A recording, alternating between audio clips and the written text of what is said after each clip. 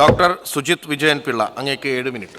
Sir, ഞാൻ ഈ 5 ധനാഭ്യർത്ഥനകളെയും പിന്താങ്ങുന്നു. Sir, കേന്ദ്ര സർക്കാരിൻ്റെ ഉപരോധ സമാനമായിട്ടുള്ള സാമ്പത്തിക ഉപരോധം അത് മറികടക്കുവാൻ വേണ്ടിയിട്ട് പല നിർദ്ദേശങ്ങൾ, പ്രത്യേകിച്ചും ഈ കഴിഞ്ഞ CPM-ൻ്റെ സംസ്ഥാന സമ്മേളനത്തിൽ, കൊല്ലം സമ്മേളനത്തിൽ നവകേരളത്തിൻ്റെ പുതുവഴികൾ എന്ന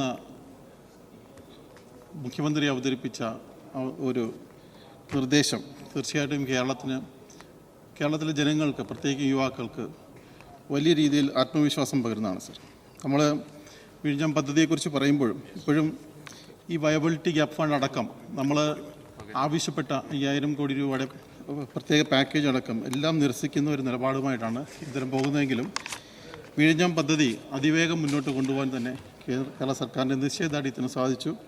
ഫേസ് 1 പൂർത്തിയാക്കുമ്പോൾ തന്നെ ഇതിനോടകം തന്നെ ഏതാണ്ട് 200-ലധികം വലിയ മദർഷിപ്പുകളടക്കം ഏതാണ്ട് ലക്ഷക്കണക്കിന് കണ്ടെയ്നറുകളുടെ ട്രാൻസ്ഷിപ്മെൻറ്റ് സാധിക്കുകയും ചെയ്തു. സർ, ഇതിൻ്റെ ഭാഗമായി വരുന്ന വികസന പ്രവർത്തനങ്ങൾ, പ്രത്യേകിച്ചും നിർദ്ദേശിച്ച വിഴിഞ്ഞം, കൊല്ലം, പുനലൂർ വ്യവസായ സാമ്പത്തിക വളർച്ച മുനമ്പ്, തീർച്ചയായിട്ടും അത് വലിയ പ്രതീക്ഷ നൽകുന്നതാണ്. അതാണ് എല്ലാ പോർട്ടുകളും ലോകത്തെവിടെയാണെങ്കിലും മേജർ പോർട്ടുകൾ വികസിപ്പിക്കുമ്പോൾ അതിനോടകം തന്നെ ടൗൺഷിപ്പുകൾ വികസിക്കും എന്നുള്ളതെല്ലാം നമുക്കറിയാം.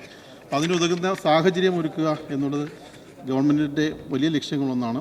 അതിൻ്റെ ഭാഗമായി വൻകിട ഗ്രോത്ത് ട്രയാങ്കിൾ എന്ന ലക്ഷ്യത്തിൽ നീങ്ങുകയാണ്. നിക്ഷേപ വ്യാപാര മേഖലയായി വികസിപ്പിക്കുകയാണ്.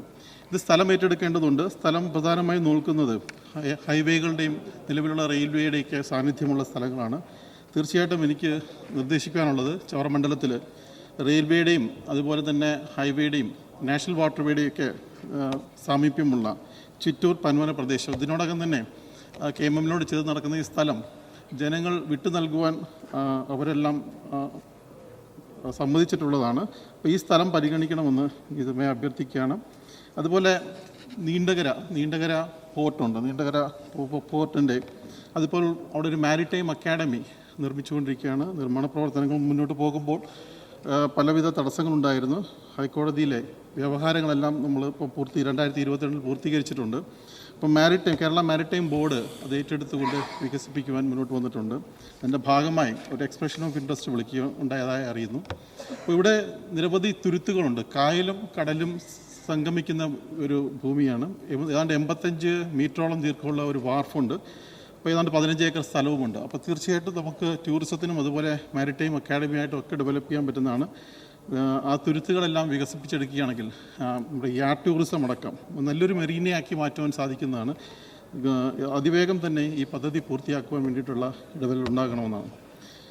വ്യവസായവുമായി ബന്ധപ്പെട്ട് വ്യവസായ സൗഹൃദ അന്തരീക്ഷം രൂപപ്പെടുത്തുന്നതിൻ്റെ ഭാഗമായി വലിയ കുതിപ്പ് തന്നെയാണ് ഇനി അങ്ങോട്ട് സംഭവിക്കാൻ പോകുന്നത്. ഈ സംരംഭ വർഷവും അതുപോലെ ഇൻവെസ്റ്റ് കേരള ഗ്ലോബൽ സബ്മിറ്റും വിജയകരമായി പൂർത്തിയാക്കുവാൻ വ്യവസായ വകുപ്പിന് സാധിച്ചിട്ടുണ്ട്. എല്ലാവിധ അഭിനന്ദനങ്ങളും നേടിയാണ് ഈ ഇൻവെസ്റ്റ് കേരള ഗ്ലോബൽ സബ്മിറ്റിൻ്റെ ഭാഗമായിട്ട് ബഹുമാനപ്പെട്ട മുഖ്യമന്ത്രിയുടെ നേതൃത്വത്തിൽ അദ്ദേഹത്തിൻ്റെ മുഴുവൻ സമയം 2 ദിവസവും പൂർണ്ണമായിട്ട് അവിടെ തന്നെ പങ്കെടുത്തുകൊണ്ട് നടത്തിയിട്ടുള്ള പ്രവർത്തനങ്ങൾ തീർച്ചയായിട്ടും ഇൻവെസ്റ്റേഴ്സിൻ്റെ ഇടയിൽ വലിയ രീതിയിലുള്ള ഒരു വിശ്വാസം നേടിയെടുക്കുവാൻ സാധിച്ചിട്ടുണ്ട്. അതുപോലെ ക്യാമ്പസ് ഇൻഡസ്ട്രീസ് എന്ന പദ്ധതിയും അതും വലിയ രീതിയിൽ തന്നെ മുന്നോട്ട് പോവുകയാണ്. അടുത്തിടയിൽ വായിക്കാൻ സാധിച്ച ട്രാസ്ന എന്ന ഒരു അയർലൻഡ് ബേസ്ഡ് ആയിട്ടുള്ളൊരു കമ്പനി സെമി കണ്ടക്ടർ നിർമ്മാണവുമായി ബന്ധപ്പെട്ടുള്ളതാണ്. അത് നമ്മുടെ ഫേസ് 4 ടെക്നോ പാർക്കിലാണ് ആരംഭിച്ചിരിക്കുന്നത്. അപ്പോൾ അവരുടെ ഒരു താല്പര്യം ഡിജിറ്റൽ സർവകലാശാലയുമായി ചേർന്ന് അവരെ R&D research and development wing start ചെയ്യാൻ താല്പര്യപ്പെടുകയാണ്. അവിടെ അവർ സെമി കണ്ടക്ടർ ചിപ്പുകളാണ് നിർമ്മിക്കാൻ പോകുന്നത്. തീർച്ചയായിട്ടും ഇത് നമ്മുടെ യൂണിവേഴ്സിറ്റിക്ക് വലിയ രീതിയിലുള്ള പ്രോത്സാഹനമാണ്. അതുപോലെയാണ് നമ്മുടെ തന്നെ കേരളത്തിൽ നിന്നുണ്ടായ സ്ഥാപനമായ സിന്തേറ്റ് ഗ്രൂപ്പ് കുസാറ്റിൽ അവർ ലാബ് വികസിപ്പിക്കാൻ വേണ്ടി താല്പര്യം മുന്നോട്ട് കൊണ്ടുവരികയാണ്.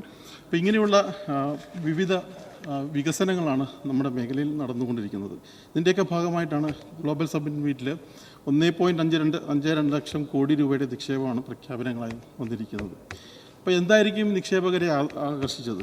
വ്യവസായം ആരംഭിക്കുമ്പോൾ അത് വ്യവസായ വകുപ്പിൽ നിന്നും അതിവേഗ ഇടപെടലുണ്ടായിക്കൊണ്ട് സുതാര്യമായി വളരെ ട്രാൻസ്പെറൻ്റായിട്ട് നമ്മളിത് മനസ്സിലാക്കണം. പല ഇൻവെസ്റ്റേഴ്സും ഇവിടെ സംസാരിച്ച കൂട്ടത്തിൽ പറയുകയുണ്ടായി, കേരളത്തിൻ്റെ ഒരു പ്രത്യേകതയായിട്ട് അവർ എടുത്തു പറയുന്നത് ട്രാൻസ്പെറൻസിയാണ്. നമ്മുടെ ഭാരത് ബയോടെക്കിൻ്റെയും മേധാവിയായ CEO ആയ ശ്രീ ഡോക്ടർ കൃഷ്ണയല്ല വളരെ അദ്ദേഹത്തിന് എല്ലാ സംസ്ഥാനങ്ങളിലെ വ്യവസായ അന്തരീക്ഷത്തെക്കുറിച്ച് നന്നായിട്ട് അറിയാവുന്ന വ്യക്തിയാണ്. അദ്ദേഹം പറഞ്ഞ കേരളം പോലെ അത്രയും ട്രാൻസ്പാരൻ്റ് ആയിട്ടുള്ളൊരു സ്റ്റേറ്റ് വേറെ ഇല്ല എന്ന് അദ്ദേഹം സാക്ഷ്യപ്പെടുത്തി. അതുപോലെ നിരവധി പേർ പ്രഖ്യാപിക്കുന്നത് ഞാൻ കണ്ടു. അപ്പോൾ അങ്ങനെ ഒരു സാഹചര്യം, ആ നിക്ഷേപ സൗഹൃദ അന്തരീക്ഷം അത് സൃഷ്ടിക്കുന്ന ഒരു വലിയ ഒരു വികസന കുതിപ്പുണ്ട്. അത് നമുക്ക് തീർച്ചയായിട്ടും മുന്നോട്ട് കൊണ്ടുപോകും. അതിനെ ഒരു PR വർക്കായിട്ട് കാണുന്നത് വളരെ കഷ്ടമാണെന്ന് തരുണത്തിൽ ഞാൻ എടുത്തു പറയുകയാണ്. ഇത് ബന്ധപ്പെട്ട് KMMലുമായി ബന്ധപ്പെട്ട് അവിടെ വ്യവസായ മന്ത്രി തന്നെ മുൻകൈ എടുത്തുകൊണ്ട് IREയുമായി നേതൃത്വത്തിൽ മോണോസൈറ്റിൻ്റെ ഒരു പ്ലാന്റ്, നമുക്ക് മോണോസൈറ്റ് വ്യവസായം നടത്തുവാനുള്ള അവകാശമില്ല നമ്മുടെ. അപ്പോൾ അതുമായി ബന്ധപ്പെട്ട് പുതിയ ഒരു യൂണിറ്റ് സ്റ്റാർട്ട് ചെയ്യാനുള്ള നടപടികൾ മുന്നോട്ട് പോകുന്നത് വേഗത്തിലാക്കണമെന്ന് അഭ്യർത്ഥിക്കുകയാണ്. മൈനിങ് ഏരിയ വെൽഫെയർ ബോർഡിൻ്റെ ഫണ്ടുകൾ പലപ്പോഴും അതത് പ്രദേശത്തെ ജനങ്ങൾക്ക് കിട്ടാതെ പോകുന്നുണ്ട്. അത് ബഡ്ജറ്റിലേക്ക് വരുന്ന ഫണ്ട് തിരിച്ച് അനുവദിക്കുന്നതിൽ തടസ്സം നിൽക്കുന്നുണ്ട്. അത് ഇടപെടണമെന്ന് അഭ്യർത്ഥിക്കുകയാണ്. അതുപോലെ മിനറൽ ഫണ്ട് ബോർഡ് 16-18 കോടിയോളം രൂപ കൊല്ലം ജില്ലയിൽ ഇത് ഉപയോഗിക്കാതെ കിടക്കുകയാണ്. ജിയോളജി വകുപ്പുമായി ബന്ധപ്പെട്ടുള്ള ഇത് തീർച്ചയായിട്ടും അത് ജനോപകാരപ്രദമായിട്ടുള്ള നിരവധി പദ്ധതികൾ നിർദ്ദേശിക്കുകയുണ്ടായി. പഞ്ചായത്തുകളും MLA MP ഒക്കെ നിർദ്ദേശിച്ചെങ്കിലും ഇതുവരെ അത് ഉപയോഗപ്പെടുത്തുവാൻ സാധിച്ചില്ല എന്നുകൂടി ശ്രദ്ധപ്പെടുത്തുകയാണ്. അതുപോലെ തന്നെയാണ് CRSൻ്റെ പ്രശ്നം. മൈനിങ് ഏരിയ വന്നതിനാൽ ബാർക്കിൻ്റെ പ്രത്യേക അനുമതിയില്ലാതെ നമുക്ക് CRSൻ്റെ ഇളവുകൾ ലഭിക്കില്ല. ഇപ്പം നമ്മൾ കാറ്റഗറി 2 ആണ്, കാറ്റഗറി 3A ആണെങ്കിലും അത് നോട്ടിഫൈഡ് ലാൻഡ് ആയതുകൊണ്ട്, മൈനിങ് ഏരിയ ആയതുകൊണ്ട് ഇളവുകൾ ലഭിക്കുന്നില്ല. അപ്പോൾ മൈൻ ചെയ്ത കഴിഞ്ഞ സ്ഥലങ്ങൾ, ആ ബ്ലോക്കുകൾ നമ്മൾ ഈ മൈനിങ് ഏരിയ അല്ല എന്ന് സാക്ഷ്യപ്പെടുത്തുകയാണെങ്കിൽ തീർച്ചയായിട്ടും ഇതിൻ്റെ ഇളവുകൾ ലഭിക്കുവാൻ സാധ്യതയുണ്ട്. അതിൻ്റെ കാരണമായിട്ട് പലപ്പോഴും നമുക്ക് ലക്ഷം വീടുകൾ പോലും അതിൻ്റെ പുനരുദ്ധാരണ പ്രവർത്തനങ്ങൾ നടത്തുവാൻ സാധിക്കുന്നില്ല. കൃഷിയുമായി ബന്ധപ്പെട്ട് വളരെയധികം മുന്നേറ്റങ്ങളാണ് നമുക്കുണ്ടാക്കാൻ സാധിച്ചിട്ടുള്ളത്. പ്രത്യേകിച്ചും പച്ചക്കറി കൃഷിയിൽ സ്വയം പര്യാപ്തതയിലേക്ക് നീങ്ങുകയാണ്. മെക്കനൈസേഷൻ വളരെ ആവശ്യമായി വന്നിരിക്കുകയാണ്. എൻ്റെ മണ്ഡലത്തിൽ കൃഷിയിടങ്ങളിൽ പ്രത്യേകിച്ച് നെൽകൃഷിക്ക് മെക്കനൈസേഷൻ്റെ ഭാഗമായി ഡ്രോൺ ഉപയോഗിച്ച് നിരവധി സ്ഥലങ്ങളിൽ ഒരു മിനിറ്റ് സർ ജൈവവളം കൃഷി നടത്തുകയും ഒക്കെ ചെയ്യുന്നുണ്ട്. കൊല്ലം ജില്ലാ പഞ്ചായത്ത് നൽകുന്ന പൂർണ്ണ പിന്തുണ ഇത്തരണത്തിൽ എടുത്തു പറയേണ്ടതാണ്.